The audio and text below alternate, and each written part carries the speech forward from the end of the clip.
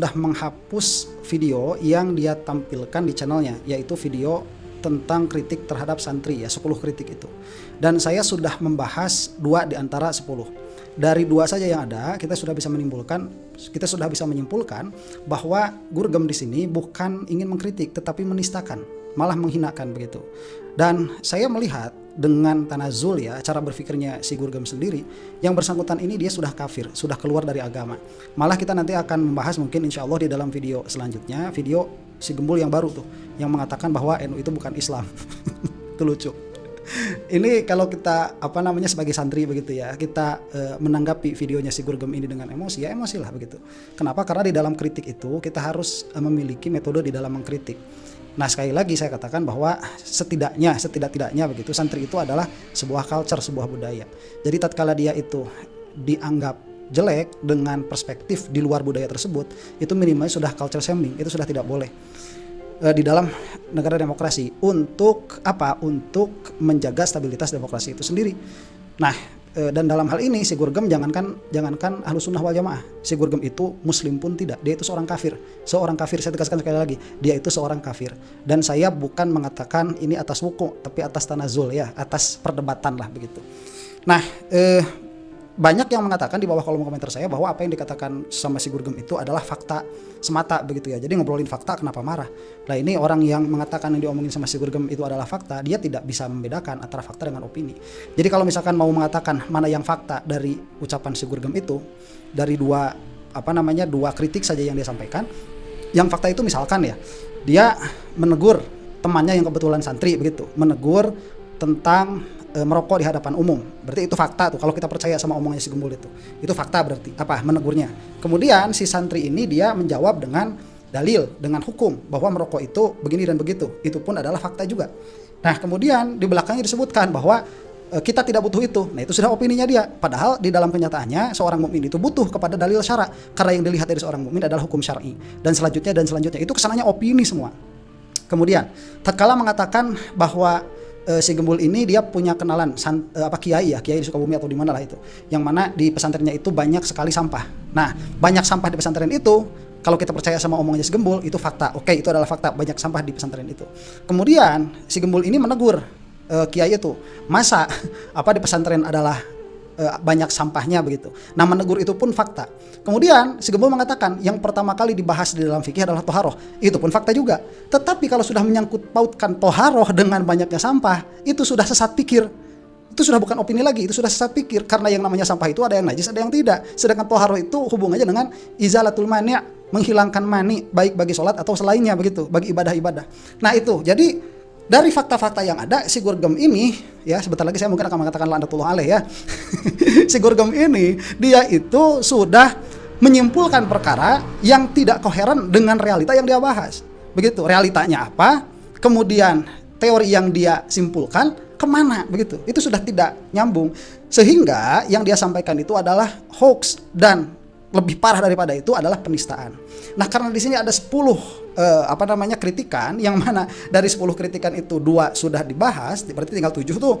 Dan yang mana juga video aslinya sudah dihapus, entah apa motifnya, atau disembunyikan, entah apa motifnya, mungkin karena ketakutan atau merasa salah, atau saya tidak tahu ya. Cuman 2 video saya tentang si Gurgem ini sudah ditonton 100.000 lebih kalau di combine.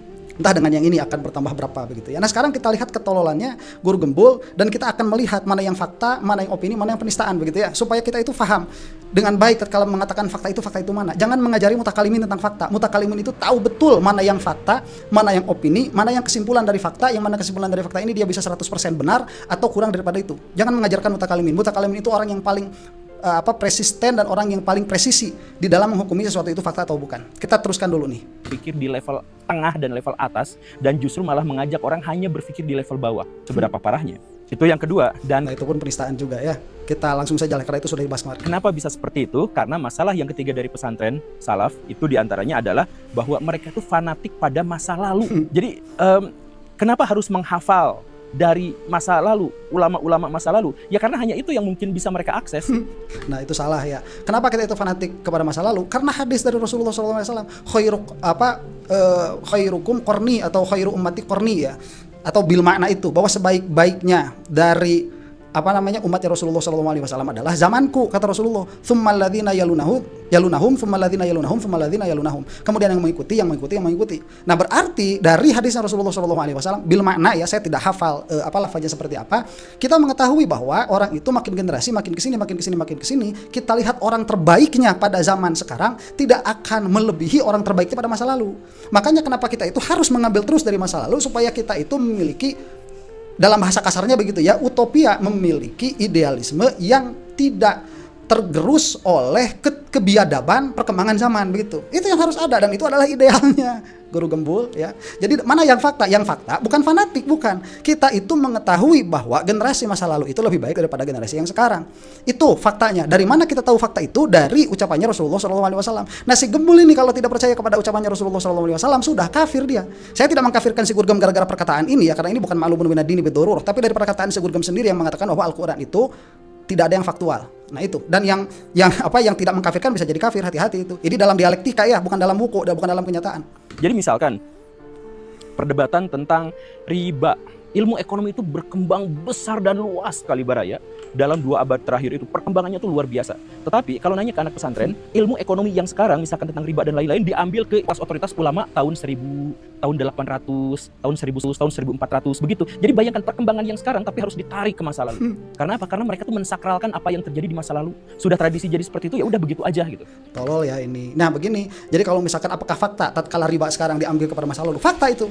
Nah terus kenapa kok seperti itu? Tadi sebagaimana yang sudah saya sebutkan, karena tidak ada satu permasalahan kecuali pernah dibahas oleh orang-orang yang terdahulu, dan mereka itu tatkala menghukumi perkara pasti lebih presisi daripada kita. Adapun yang ada sekarang itu hanya perubahan istilah-istilah saja, dan itu bisa dibuktikan begitu ya, dari akad dan selainnya itu sudah saya jelaskan kemarin. Makanya mereka itu selain berdebat pasti sumber dan referensinya itu berasal dari masa lalu dan tidak berani untuk bikin sendiri di zaman sekarang. Dan kemudian kamu jangan bikin dulu yang zaman sekarang ya, karena kan kamu tuh levelnya belum sampai ke situ, kamu belum jadi mujtahid, kamu belum mengerti soal istihad dan sebagainya, syaratnya kan harus kamu penuhi. Nah kalau ulama zaman dulu itu syaratnya sudah terpenuhi gitu.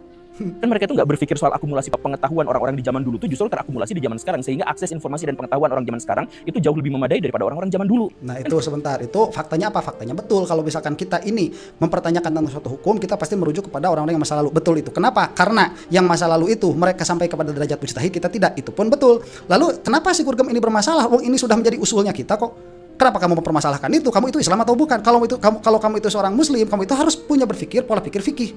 Kalau kamu memiliki pola pikir fikih, hierarki di dalam pengetahuan itu memang betul adanya, dan saya sudah menyinggung ini kemarin begitu ya, supaya tidak usah disinggung lagi nih, supaya kita maju begitu. Itu sudah selesai. Kemudian kalau misalkan dia menganggap itu adalah suatu permasalahan yang salah karena dengan asumsi bahwa orang zaman sekarang itu informasinya lebih banyak daripada orang zaman dahulu. Sebentar.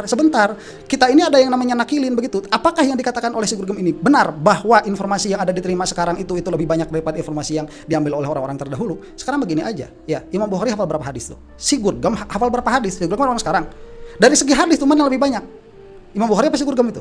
Sudah salah berarti kesimpulannya bahwa orang sekarang itu informasinya lebih banyak daripada masa lalu. Enggak. Dia tidak mutlakon. Informasi apa? Drakor, dracin. Tentang apa itu? Tentang filsafat-filsafat barat. Tentang apa? Ya, makanya kita berbicara tentang masalah agama. Kita ini overflowing information. Informasi kita itu terlalu banyak, sehingga tatkala informasi terlalu banyak, ekspertis di dalam satu perkara itu lebih sedikit. Makanya kita melihat para ulama itu dia lebih expert daripada kita. Makanya kita kenapa merujuk kepada mereka itu. Itu yang harus dilihat, dan itu adalah fakta syar'inya demikian. Makanya salah satu ciri akhir zaman adalah ilmu diambil dari anak-anak muda. Maksud diambil dari anak muda itu perkataan baru, bukan perkataan lama. Adapun anak muda tapi yang mengambil perkataan ulama terdahulu, itu adalah orang-orang yang terdahulu, begitu. Seharusnya begitu, tetapi mereka nggak mau, tetap harus mensakralkan apa yang terjadi di masa lalu gitu. Jadi ketika mereka misalkan ngaji dengan cara yang sama, ya udah gitu aja terus. Posisi duduknya dengan cara seperti itu aja ikutan dulu. Coba Baraya bandingkan dengan lembaga pendidikan yang lain misalkan. Mereka itu setiap tahun tuh kadang-kadang harus evaluasi. Setiap tahun tuh mereka kadang rekonstruksi. Setiap tahun mereka itu mencoba untuk gagasan-gagasan metode baru. Dicoba terus karena dunia itu berkembang dan harus ada evaluasi setiap tahun. Ini mereka enggak kembali aja ke masa lalu. Coba sebentar ya, orang-orang Baduy dalam itu malah nggak sekolah loh Gurgem ya.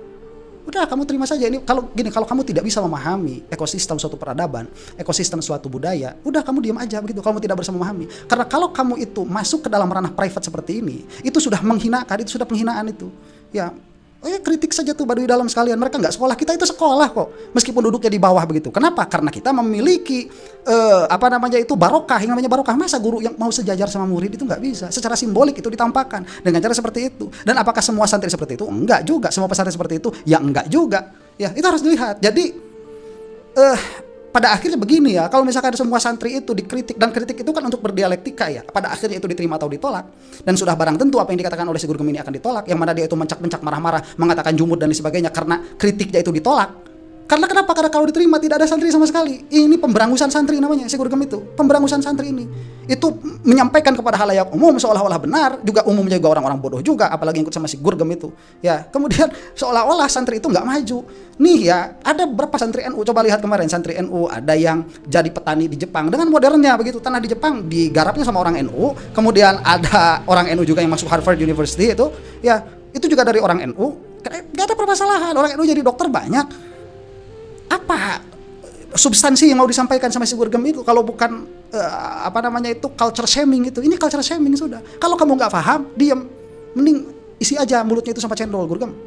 Mau khutbah Jumat, ceramahnya isinya itu aja ada lagi gitu. Yang ditulis berapa puluh tahun, berapa ratus tahun yang lalu gitu. Gak banyak yang relevan dengan hari ini, gak banyak yang sesuai dengan aktualisasi hari ini. Ya baca aja yang dari masa lalu gitu, atau mengulang kembali apa yang sudah diajarkan di masa lalu gitu. Makanya khutbah Jumat juga itu saja. Kalau ceramah ya isinya juga itu saja gitu. Gak ada perbaikan gitu. Nah, tolol ya. Itu karena agama tidak menerima perubahan. Jadi kalau misalkan kita itu membicarakannya dulu-dulu aja, memang begitu. Rukun sholat dari dulu kalau Syafi'iyah itu 17, sampai kapanpun ya segitu. Mau berubah jadi berapa kamu? Hah? Guru Gem, kamu rukun sholat berapa? Ya. Terus apa? Mau bikin sendiri begitu? Ya nggak bisa. Kemudian kalau misalkan di dalam permasalahan khutbah Jumat, itu permasalahannya dalam juga. Ada yang mengatakan khutbah Jumat itu dia tidak boleh ada fasol, yang dimana di antara fasolnya itu adalah berbicara dengan bahasa ajam dan lain sebagainya. Nggak bakalan ngerti si Guru Gem itu. Kita memiliki patokan, kita memiliki pakem. Kemudian pakem kita dikomentari oleh orang bodoh seperti ini. Yang mana kebetulan orang bodoh ini banyak sekali followersnya, yang mana followersnya juga sama-sama bodohnya. Kemudian pada akhirnya apa? Pada akhirnya culture shaming kepada siapa? Kepada kita para santri, yang mana kita para santri itu berpikir dengan manhaj syariah. Jadi pada akhirnya, pada kenyataannya, meskipun si Guru Gem ini laknatullah alaih, saya katakan udah sekarang ya, si Guru Gem ini pada akhirnya meskipun dia tidak memiliki intensi untuk menghina santri, tetapi output yang terjadi, santri ini menjadi terhina karena orang-orang di luar santri tidak paham cara pola berpikir santri. Makanya keluar perbuatan-perbuatan seperti tadi. Tetap di dalam khutbah Jumat ya demikian, kemudian yang diajarkan pada masa lalu dan lain sebagainya. Karena kalau tidak mau seperti itu, kamu nggak usah mengkritik santri. Santri itu udah demikian adanya. Ya, itu yang di luar santri juga banyak, anak-anak SMA udah kesana aja kalau mau begitu. Kita itu punya wadahnya. Yang mau jadi santri ya silahkan. Kita memiliki pola pandang khusus, pola pandang khas sebagai seorang santri. Orang awam juga punya pola pandang khas yang sekuler, saya katakan begitu ya. Sebagai orang yang sekuler begitu. Saya mah begini, ini saya ya. Kamu mau apa kalau saya begini? Saya punya anak ya. Saya lebih bangga anak saya itu bisa ngaji kitab, faham perkataan orang-orang terdahulu daripada faham atau gagap terhadap filsafat modern yang ada sekarang misalkan, atau daripada sains yang ada sekarang. Itu mah apaan, gak bakal dibawa ke akhirat begitu ya. Itu Pak, kenapa saya seperti itu? Karena ada pola pikir di sebelakangnya, ada usul berpikirnya, mana ilmu nafi', mana ilmu yang tidak nafi', mana ilmu yang bermanfaat itu hanya sampai di dunia, mana yang ilmu bermanfaat itu sampai di akhirat, mana ilmu yang bermanfaat itu di dunia tapi jadi penopang bagi ilmu yang ada di akhirat. Kita paham itu semua sudah selesai. Dan karena umur kita ini sangat terbatas, maka kita memilih mendalami suatu ilmu yang memang paling baik untuk kita, untuk akhirat kita. Kalau kamu nggak mau seperti itu ya sudah, dan kalau kamu sudah tidak paham, diam aja, mending isi perut kamu sama cendol begitu. Nah, kenapa bisa seperti itu? Nah, ini menyangkut masalah yang keempat, karena mereka itu tidak terbiasa dengan ilmu pengetahuan, terbiasanya dengan doktrin. Jadi kalau diajarkan dari masa lalu begitu, ya tidak kritis, tidak berpikir apa-apa, ya udah ikutin aja. Makanya mereka nggak punya data statistik, mereka itu nggak punya kalkulasi, nggak punya data yang bisa diuji. Dan karena nggak punya data yang bisa diuji, ya gimana mereka bisa introspeksi? Misalkan sebentar, nanti ketololan lagi. Jadi permasalahan yang keempat itu apa tadi? Tidak terbiasa dengan ilmu pengetahuan katanya, terbiasanya dengan doktrin. Nih begini, Gembul ya, apa doktrin itu? Doktrin itu dia suatu qadiyah kita katakan, atau dia suatu proposisi yang diberikan tanpa landasan berpikir. Itu namanya doktrin. Nah kalau seperti itu ya coba lihat nih di pelajaran-pelajaran SMA itu doktrin di sana banyak. Rumus misalkan diameter lingkaran. Itu sebelum kita bisa menurunkan semua turunan-turunan rumusnya itu doktrin dulu. Setelah doktrin nanti kita mempelajari lebih dalam lagi rumusnya, mempelajari lebih dalam lagi sehingga kita bisa tahu dari mana 3,14 pi ini keluar itu dari mana. Loh kenapa pi itu 3,14 saya tanya? Udah sama si Guru Gem aja. Kenapa pi itu 3,14? Tidak selain itu. Tidak 3,15. Tidak 3,00. Ya, kemudian kenapa misalkan satu bulan itu adalah 30 hari. Dalam sebagian lagi 31 hari. Kenapa satu hari itu 24 jam? Tidak 24, sekian. Ada komanya kan itu sebetulnya. Yang mana nanti pada akhirnya menjadi hari kabisat itu. Itu kan doktrin dulu. Orang mana ada belajar tanpa doktrin dulu. Doktrin dulu semuanya juga.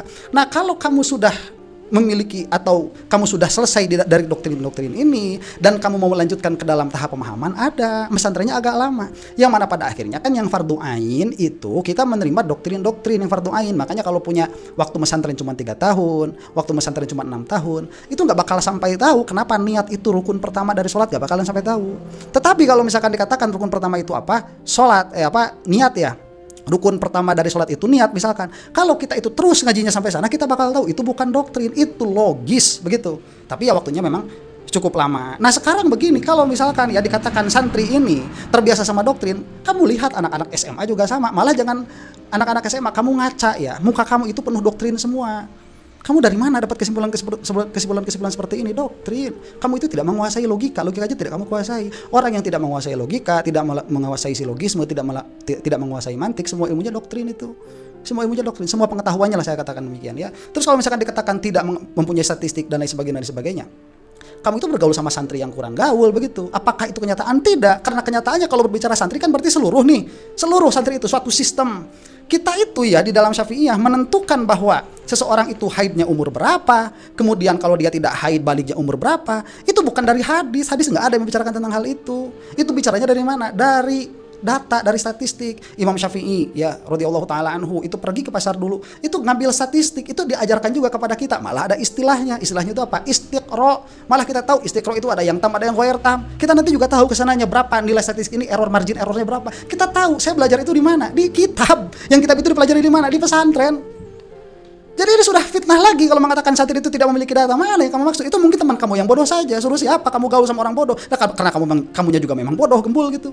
Ya, karena kamu nggak bakalan sanggup berteman sama orang alim, itu nggak bakalan sanggup. Setiap omongannya bakal dikritisi gitu. Segera itu. Kan contohnya begini lah ya. Kalau misalkan kita ada di sebuah kampus di lembaga pendidikan universitas misalkan, si universitas itu punya data lulusan mereka yang jadi pengusaha berapa persen, yang jadi pejabat berapa persen. Agar apa? Agar mereka itu bisa mengevaluasi diri dari jumlah mahasiswa yang lulus tahun segini itu mereka dalam 2 tahun ke depan itu mereka jadi apa. Nah, ternyata kebanyakan jadi wirausaha bukan bekerja di sesuai bidangnya. Berarti kita harus introspeksi. Nah, harusnya kan ada data seperti itu. Sekarang ada nggak data dari pesantren-pesantren? Kan mereka itu sering sekali mengklaim bahwa tahu nggak pesantren ini tuh melahirkan ulama besar. Mereka sering mengklaim seperti itu. Ada nggak datanya? Misalkan berapa persen di antara mereka yang jadi ulama? Sebentar ya, itu tanyakan sama pesantren-pesantren besar seperti Huda, itu biasanya ada di alumninya. Dan apa juga urgensinya? Bukan data-data seperti itu. Itu data-data buat apa? Data-data statistik untuk introspeksi diri misalkan. Ya sekarang begini ya, mau gimana kita berbicaranya itu ya, tidak ada substansinya yang diomongin sama si Gurgem itu. Jadi ini ngomongin data statistik apa sih sebetulnya? Data statistik mengenai pengetahuan yang diajarkan, atau data statistik alumni? Kemudian data statistik alumni itu kalau tidak adanya di mana? Ya karena setiap tahun pesantren itu dia suka suka alumnian. Kalau kita suka alumnian itu dia mendata mana santri yang jadi pengusaha. Biasanya gitu. Kalau ini santri jadi pengusaha biasanya dipinta duitnya agak banyak. Malah kalau misalkan ikatan alumninya itu bagus, itu suka saling membantu. Kalau ikatan alumninya bagus. Ini mengatakan nggak ada lagi, man. Kamu itu udah ngomong sebelum research. Ya kita ini tahu, kita ini santri. Minimalnya saya itu bergaul dengan banyak sekali santri. Yang tulen santrinya itu. Yang dikatakan sama Gurgem ini tidak ada basis datanya. Berapa persen di antara mereka yang jadi pemabuk, berapa persen di antara mereka yang jadi penipu, berapa persen di antara mereka yang jadi koruptor, berapa persen di antara mereka itu yang jadi orang baik, berapa persen di antara mereka yang jadi pengusaha dan sebagainya, berapa? Mereka nggak punya data itu. Sebentar, terus kenapa kalau nggak ada? Ya, SMA punya berapa yang pemabuk itu? Kamu kan ngajar Gurgem tadinya, ntar di SMA kalau tidak salah. Tanyakan sama SMA kamu, yang pemabuk berapa orang? Yang zina berapa orang? Yang pelacur berapa orang? Yang ngomongnya kayak kamu, yang kafir berapa orang tuh? Ya, tanyakan juga. Terus kalau nggak ada kenapa? Apa substansi masalahnya? Kenapa ini diserang jadi kekurangan santri begitu? Kenapa demikian?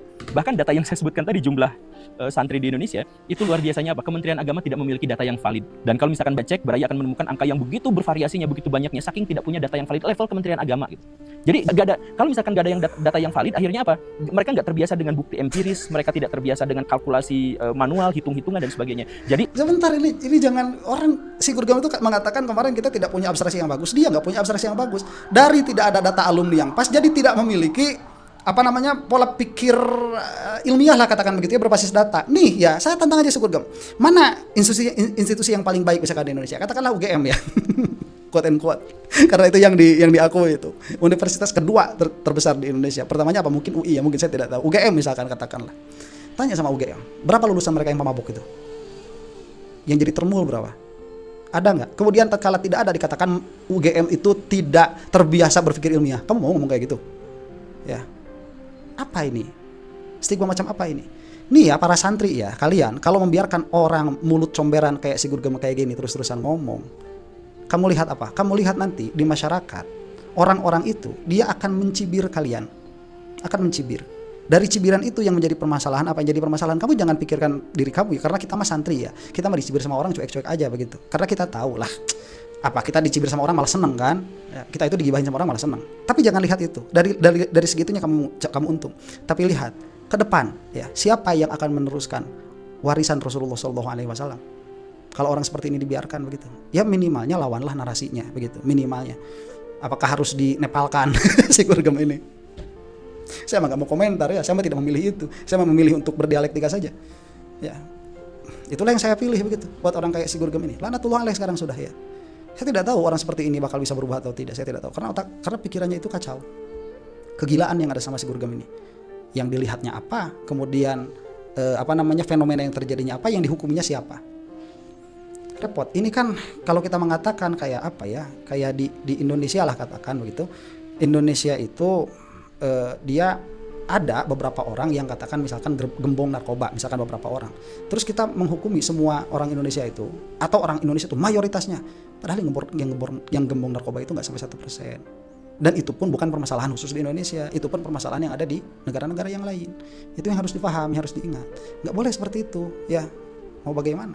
Kalau misalkan ada ngebangun, berdoa saja, insya Allah ini kan niatnya baik. Kalau niatnya baik pasti didukung sama Allah, ngebangun aja. Nanti runtuh belakangan gitu. Gimana caranya misalkan ini pesantren ini dapat uang? Ya yang penting mah kalian tulus ikhlas aja di sini. Yang penting apa? Ya nanti ujung-ujungnya ngemis-ngemis gitu. Karena mereka tuh nggak pegang data, nggak punya pegang sesuatu yang empiris. Susah sekali untuk mendapatkan data-data itu. Jadi mereka nggak tahu ke depan harus seperti apa karena mereka tidak mencoba untuk mengambil data-data historis untuk jadi bahan pertimbangan dan pembelajaran hari ini. Coba lihat ya, gedung runtuh itu yang ada kan Al-Khazini kemarin itu, sama yang ada di di mana itu ya, di Sumatera, di daerah Sumatera. Terus kenapa dikatakan jadi santri itu tidak tidak berlaku berdasarkan data? Ya, orang cewek haid itu dia harus punya istiqronya sendiri. Itu sudah ngomongin data sedari awal. Ya, kita itu kalau sholat mau pakai tayamum itu harus ada surat dokternya. Itu udah dikatakan dari Syekh Nawawi dari dulu. Saya sedih pada akhirnya ya membicarakan hal ini. Kenapa sih si Gurgem itu pikirannya bisa sekacau ini? Ada kebencian apa dia itu sama santri itu? Ya, kalau saya sih ini ranahnya sudah bukan ranah sudah bukan ranah dialektika. Ini ranahnya sudah ranah sakit hati begitu. Yang diomongin apa? Minimalnya kalau seperti ini, mau seperti ini, berdialektika lah ya Guru Gembul gitu. Saya mau menantang yang bersangkutan si Guru Gembul ini untuk berdialektika, untuk mempertanggungjawabkan apa yang dia katakan, bukan menghapus ya, menghapus nggak ada permintaan maaf, malah nyerang NU sekarang. Nah, ini kita akan lanjutkan lagi. Sampai sini dulu kesimpulan saya, orang kafir ini tidak boleh dibiarkan ngomong tentang Islam karena dia itu orang kafir yang berkedok Islam. Akhirnya tatkala menjelek-jelekan Islam seolah-olah itu adalah pendapat yang valid dari diri Islam itu sendiri, padahal dia kafir. Demikian, mudah-mudahan kita semua diampuni oleh Allah Subhanahu wa taala. Wallahu taala a'lam bishawab. Assalamualaikum warahmatullahi taala wabarakatuh.